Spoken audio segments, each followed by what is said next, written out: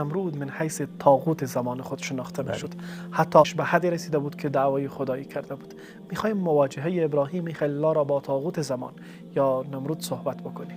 ابراهیم علیه السلام در برابر طاغوت زمان، وقتی که میگیم ایره همه ما و شما باید بدانیم که هر زمان طاغوت های خود داره و طاغوت زمان حضرت ابراهیم علیه السلام نمرود بود که بعد از دیدن همچون یک صحنه که از آتش حضرت ابراهیم خلیل ثابت و سالم بیرون شد، هنوز هم قلبش قاسی شد و به لجبازی خود ادامه داد و بعد از این خواستار ملاقات در یک مجلس بزرگ به همراه ابراهیم علیه السلام شد. اول بگیم که شخصیت ها را یک بار ما شما اگر تحلیل کنیم، ابراهیم خلیل یک بچی که 16 یا 17 ساله است و نمرود آنقدر یک دور از محاسن سفیدای مسلمان، آنقدر یک ریسفید فریبکار و مکار است که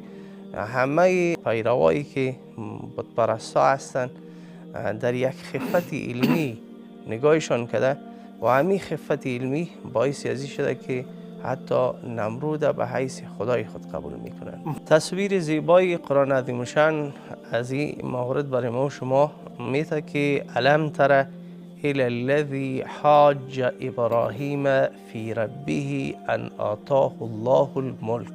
الم تر آیا ندیدی؟ هر مخاطب، شخصا رسول الله صلی الله علیه و سلم و هر کسی که قرآن میخواند، الم تر آیا ندیدی الی الذی بسوی کسی که حاج مجادله کرد درباره الله متعال و درباره توحید با کی؟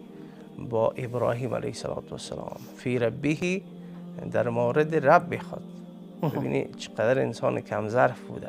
کم ظرفیش قرآن عظیمشان بیان میکنه، میگه این مجادله و مناقشه را در مورد پروردگار با ابراهیم علیه السلام نمرود میکنه. چرا؟ ان آتاه الله الملک، به خاطر ازی که الله متعال برای ازی ملک و پادشاهی داده بود.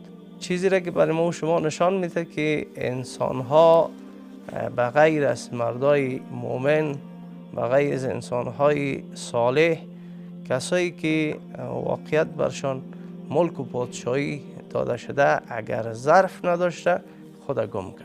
اینجا نشان میده که واقعیت که نمرود یک شخص بسیار کم ظرف و یک انسانی که حتی خود گم کرده و دعوای خدایی میکنه. برعکس که نعمت الله متعال برش داده که ملک و پادشاهی داده، باید این شکرگزار نعمت پروردگار جل جلاله باشه.